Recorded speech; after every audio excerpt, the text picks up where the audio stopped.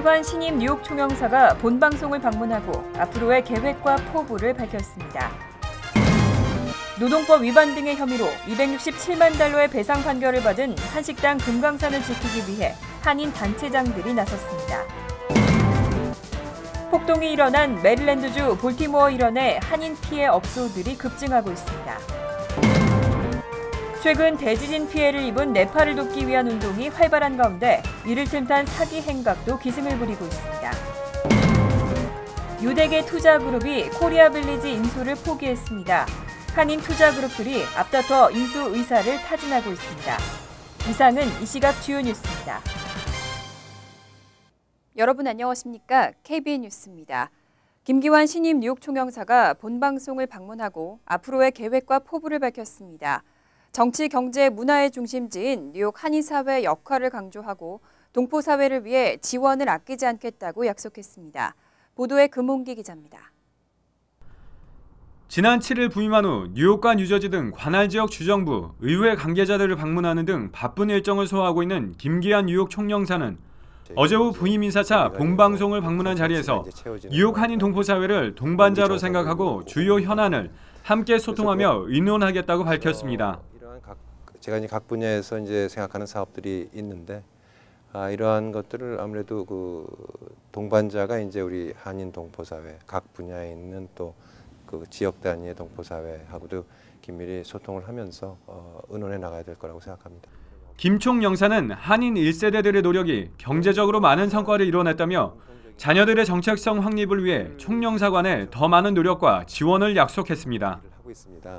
근데 이제 자칫 이제 저기 생활에 쫓기고 여러 가지 이제 자식들의 교육을 미국 이제 교육에 맡기다 보면 여러 가지 한국의 정체성, 언어 교육, 역사 교육 이런 것들이 좀 뭐 다 열심히 합니다만 그래도 상대적으로 소홀히 되는 부분이 있기 때문에 그런 쪽에 저희가 총영사관에서 역할을 할 수 있는 부분이 있을 거라고 생각이 되고요.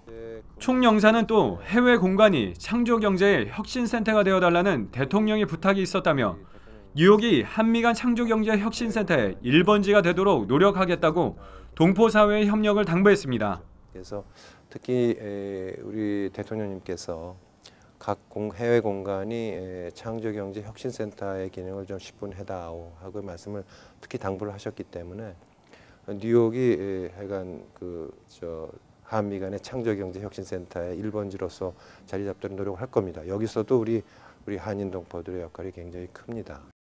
김기환 총영사는 지난 2011년부터 주미 한국 대사관 경제공사로 재임하며 한미 FTA와 한국인 전용 비자 법안 추진 등의 핵심 사업에 참여했고 지난 4월 7일 뉴욕 총영사로 부임했습니다. KBN 뉴스 금홍기입니다. 노동법 위반 등의 혐의로 267만 달러의 배상 판결을 받은 한식당 금강산을 지키기 위해 한인 단체장들이 나섰습니다.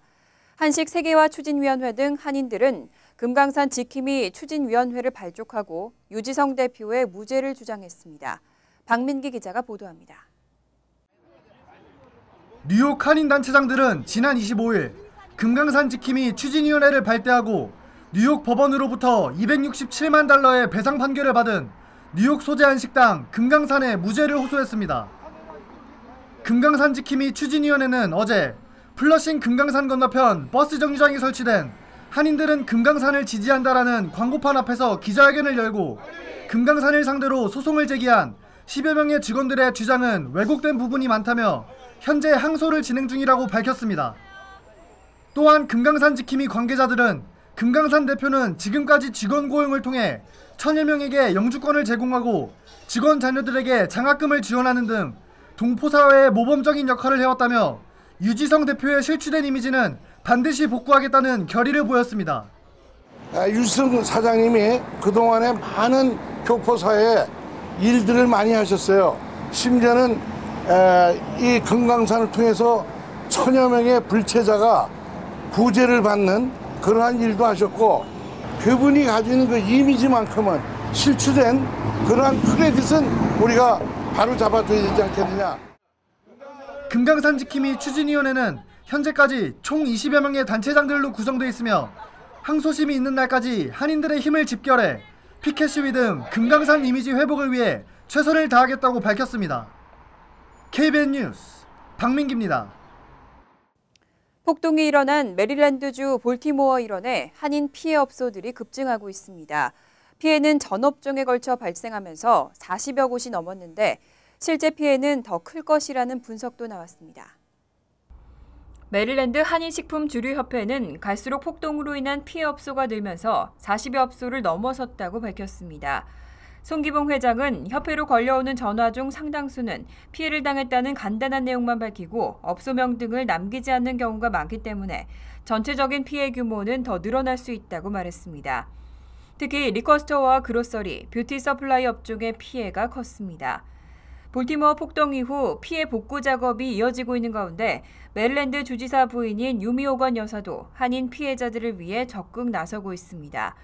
유미 여사는 29일 오후 7시 메릴랜드 한인 단체장 회의에 참석한 데 이어 오후 9시 30분에는 피해자들과 만나 앞으로의 대책을 논의했습니다. 하지만 경찰이 이번 폭동의 원인이 된 흑인 청년 프레디 그레이 사망 사건에 대한 진상조사 결과를 공개하지 않기로 결정하면서 과격 시위가 재발할 우려도 커지고 있습니다. 최근 대지진 피해를 입은 네팔을 돕기 위한 운동이 미 전국 각지에서 일어나고 있습니다. 그런데 이를 틈탄 사기 행각도 기승을 부리고 있습니다. 좋은 마음으로 하는 성금이지만 주의가 요구되고 있습니다. 뉴저지 주 검찰청장과 주 소비자보호국은 네팔 대지진 참사가 발생한 이후 적십자사 등 구호기관이나 자선단체를 사칭해 성금 모금을 하는 사기단체가 기승을 부리고 있다고 밝혔습니다. 뉴저지 소비자보호국 관계자는 자연재해로 대규모 피해가 발생하면 이 시기를 노린 사기범들도 극성을 부리기 마련이라며 이런 때일수록 후원단체가 확실한 곳인지 거듭 확인해야 한다고 강조했습니다. 주 소비자보호국은 후원금 사기 피해를 방지하기 위해 최근 신설됐거나 잘 알지 못하는 기관에 후원금을 내지 말고 후원기관의 후원금 사용처에 대한 정확한 내용을 확인해야 한다고 당부했습니다. 또 해당 기관이 정식 후원기관으로 등록했는지 확인하는 것이 좋다고 조언했습니다. 한편 주 소비자보호국은 후원금 사기에 대한 신고와 피해 접수도 받고 있습니다. 코리아빌리지 인수를 추진하던 유대계 투자그룹이 인수 대금을 납부하지 않았습니다. 코리아빌리지 매각은 결국 무산됐는데요. 이에 따라 한인 투자그룹들이 앞다퉈 인수 전에 다시 뛰어들고 있습니다. 코리아빌리지 소유 회사인 중국계 부동산 투자업체 에무트 프로퍼티사는 지난 3월 초 매매 계약을 체결했던 유대계 투자그룹이 인수대금 납부 기한을 넘기면서 최근 코리아빌리지를 다시 시장에 내놓았다고 밝혔습니다. 유대계 투자그룹은 계약 내용에 포함됐던 까다로운 클로징 절차상 등의 문제로 막판에 인수 의사를 접었다는 관측이 나오고 있습니다. 유대계 손에 넘어갈 뻔했던 코리아빌리지가 다시 매물로 나오면서 한인 투자그룹들이 잇따라 매입 의사를 타진하고 있습니다. 현재 에무트 프로퍼티 측에 인수 제안서를 제출한 한인 투자그룹은 2-3개 업체로 알려졌습니다. 한편 코리아빌리지는 현재 건물 용도 미승인 문제가 완전히 해결된 데다 3천만 달러를 웃돌던 건물 가격도 2천만 달러 후반대로 하향 조정됐습니다. 한인 부동산 관계자는 코리아빌리지를 다시 한인 소유로 되찾을 수 있는 절호의 기회라며 이번에는 한인 투자자들도 적극적인 모습을 보이고 있다고 설명했습니다. 땅콩 회항 사건의 피해자인 박창진 대한항공 사무장이 미국 뉴욕에서 소송을 제기할 전망입니다. 박 사무장은 대한항공을 상대로 무려 500억 원 규모의 손해배상 소송을 준비하고 있는 것으로 알려졌습니다. 대한항공의 박창진 사무장이 미국 뉴욕에서 500억 원이 넘는 소송을 준비하며 변호사들과 접촉하고 있는 것으로 알려졌습니다. 박 사무장은 또 외상 후 스트레스를 이유로 근로복지공단에 산업재해를 신청한 상태입니다. 한국경향신문은 박 사무장 대리인을 인용해 대한항공이 조 전 부사장의 재판 결과가 나온 다음에 산재심사를 진행하겠다고 통보했다고 전했습니다. 또 조 전 부사장과 합의하라는 압박도 있었다고 보도했습니다. 하지만 대한항공 측은 조 전 부사장 재판과 산재심사는 별개의 문제라며 부인하고 있습니다. 대한항공은 박 사무장의 산재 결정 전까지 업무상 부상에 준하는 유급 휴가를 제공하고 있는 것으로 알려졌습니다. 한편 또 다른 피해자인 김도희 승무원 역시 지난달 9일 조현아 전 부사장과 대한항공을 상대로 뉴욕주 퀸즈 카운티 법원에 손해배상 청구 소송을 제기했습니다. 지난해 오바마 케어가 처음 시행되면서 건강보험 가입자가 대폭 늘어났습니다. 특히 뉴욕주에서 개인 건강보험 플랜 가입자는 89%나 증가했습니다. 보건의료정책 개선을 위한 비영리 단체 카이저 패밀리 재단은 지난 2014년 미 전역에서 800만 명 이상이 오바마 케어 시행으로 건강보험 플랜에 가입했다고 밝혔습니다.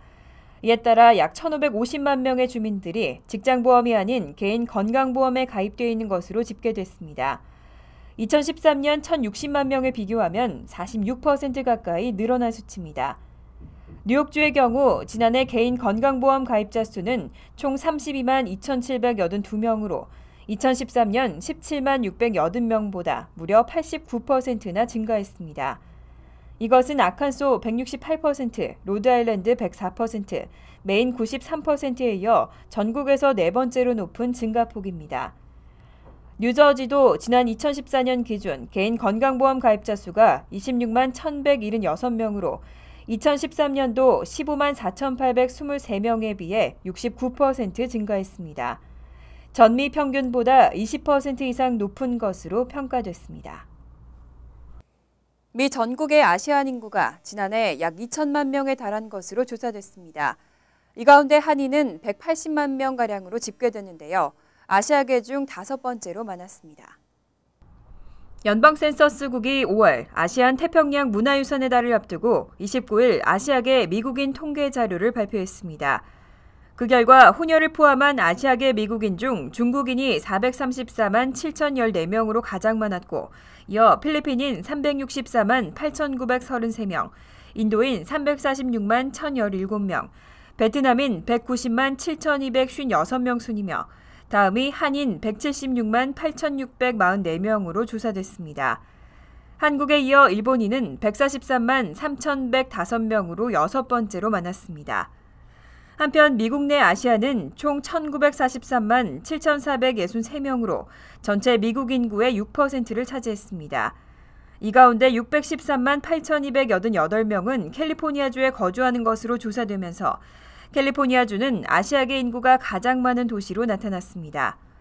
뉴욕주에는 176만 3,198명으로 주 전체 인구의 8.7%를 아시안이 차지하고 있는 것으로 조사됐습니다. 이 밖에 아시아는 특히 25세 이상 인구에서 대학 학사 이상의 학력 보유자가 51.3%로 미국인 29.6%에 비해 월등히 높은 교육열을 보이는 것으로 나타났습니다. 뉴욕과 뉴저지 종합병원들의 안전성 조사 결과가 발표됐습니다. 뉴저지주는 전국 최상위권에 속했는데요. 뉴욕주는 지난해보다도 좋지 않은 평가를 받으면서 하위권에 머물렀습니다. 소비자 의료권익 옹호단체인 리프로그 그룹이 29일 발표한 전국 50개 주 2,523곳 종합병원의 안전성 평가 결과 뉴저지주는 전국 최상위권에 속했습니다. 한인들이 많이 이용하는 버겐카운티의 홀리네임 메디컬 센터, 해켄색 대학병원과 잉그루드 병원 등이 모두 A등급을 받았고 평가 대상 병원 66곳 가운데 43.9%인 29곳이 A등급을 받았습니다. 허드슨 카운티의 호보큰 대학병원과 미들섹스 카운티 에디슨의 JFK 메디컬 센터도 A등급으로 평가됐습니다. 하지만 뉴욕주에서는 퀸즈의 플러싱 병원과 자메이카 병원이 D등급을 받는 등 평가 대상 139개 병원 가운데 25곳만이 A등급을 받았습니다. 주별 순위에서는 38위에 그치면서 하위권에 들었습니다. 특히 플러싱 병원은 지난해 평가에서 C등급을 받았지만 이번에는 D등급으로 더 나쁜 평가를 받았고 지난 평가에서 A등급을 받았던 엘머스트 병원도 B등급으로 떨어졌습니다. 한인 밀집지역 병원 가운데는 그나마 뉴욕 퀸즈 병원만 꾸준히 A등급으로 평가됐습니다.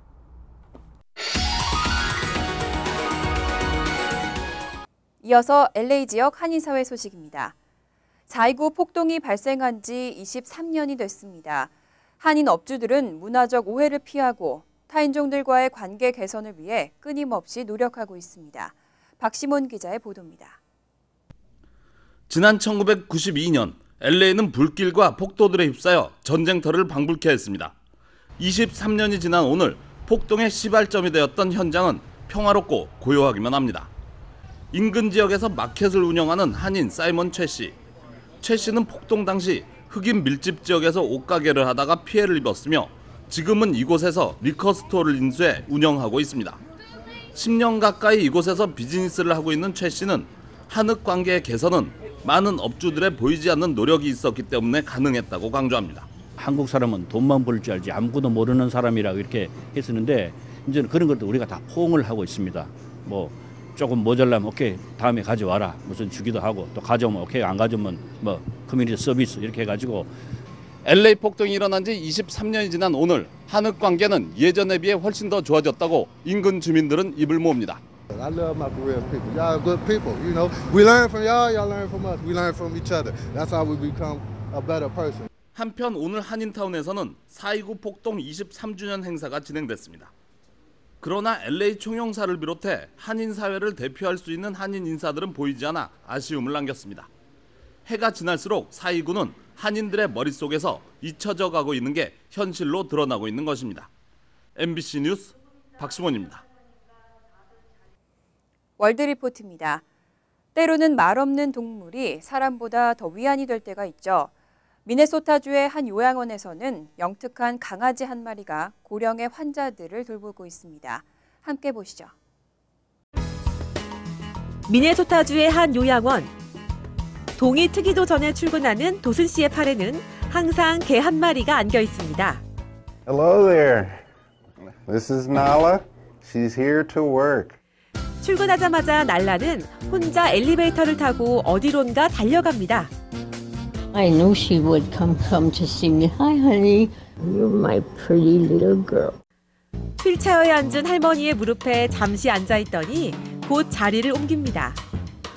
Nala, you're my baby. 이 무릎에서 저 무릎으로 옮겨다니며 귀여움을 떨고 난 뒤에는 의사가 회진하듯 병실을 차례차례 돌아보며 더 아픈 환자에게 다가갑니다. You put her down. She'll pick out the person with Alzheimer's. She has a way of picking the sick. 날라는 도슨 씨가 이전 직장에서 데려온 작고 힘없는 강아지였는데 우연히 함께 출근한 후부터 매일 출근 도장을 찍으며 열성적으로 환자를 돌보고 있습니다. Just where did this little being come from? She's here for a purpose. I believe she really is doing God's work. 날라는 임종이 가까운 환자의 곁에는 유독 오래 머무릅니다. Nala knew and went and sat with her. So yeah, it was wonderful and we all were in tears. 매일 기적을 선사하는 날라. 요양원 식구들은 날라를 천사라고 믿습니다. She's an angel. She's an angel. I love her and she loves me.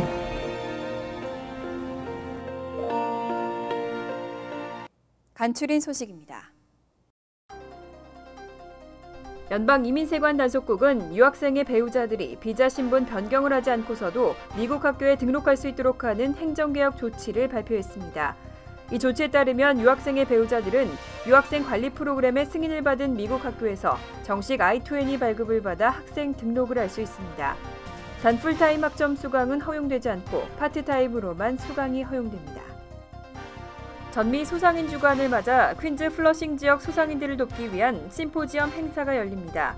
피터 구 뉴욕시의원은 어제 기자회견을 열고 플러싱 지역 소상인들에게 각종 사업 아이디어를 제공하는 행사를 오는 5월 7일 오전 10시부터 오후 4시까지 퀸즈 공립도서관 플러싱 분원에서 개최한다고 밝혔습니다.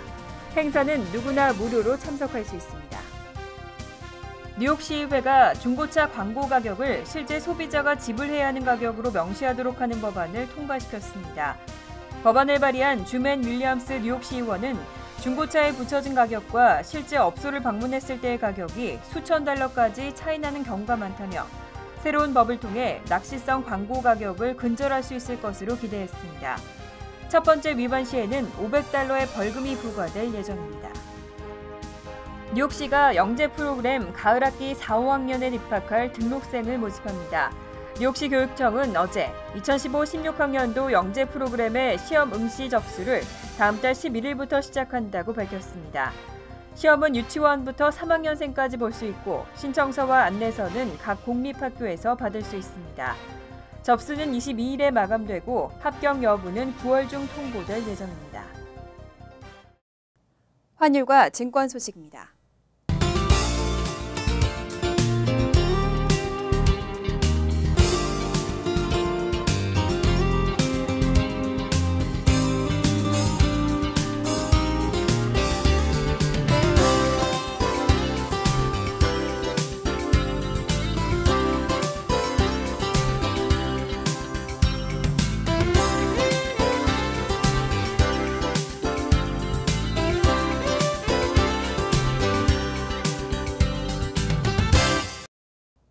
이어서 날씨입니다.